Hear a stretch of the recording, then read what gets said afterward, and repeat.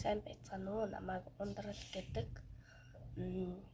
Би болохоор ном уншаад тэрүүгээрээ уншсан номын тэмдэглэлгээд ингэж дэвтэр дээр бичээд дараа нь та нарт өдөр болгон ярьж өгөх байгаа.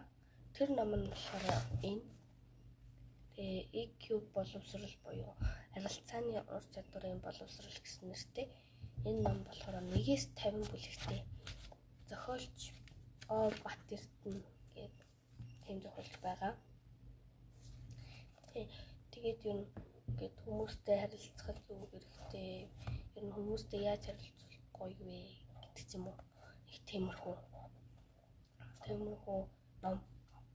Үнэтэй зөв харилцах талаар заасан ном. Бидний үеийн хүүхдүүд маш хэрэгтэй. Тий. За одоо ингээд бүгдээ ном руу орцгоё.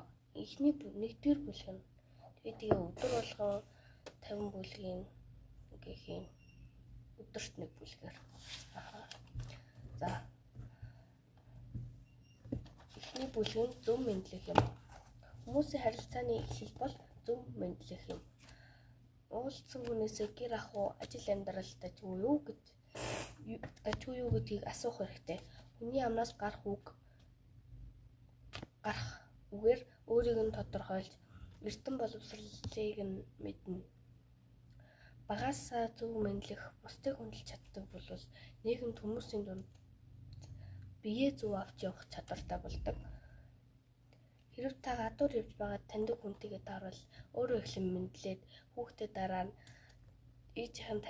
миний таньдаг хүн шүү. Ээжийнхэн таньдаг хүн шүү. Мэдлээрээ гэд багаас нь бусдад мэдлэгийг заах хэрэгтэй. Тэгээд бусдад мэдлүүлдэг болох хэрэгтэй. За ингээд өнөөдрийн 1-р бүлэг ингээд дуусж байна. Маргааш 2-р бүлэг буюу энгийн яриа өрнөлт гэдэг нь орно. Баяртай. Өдрийг сайхан өнгөрүүлээрэй.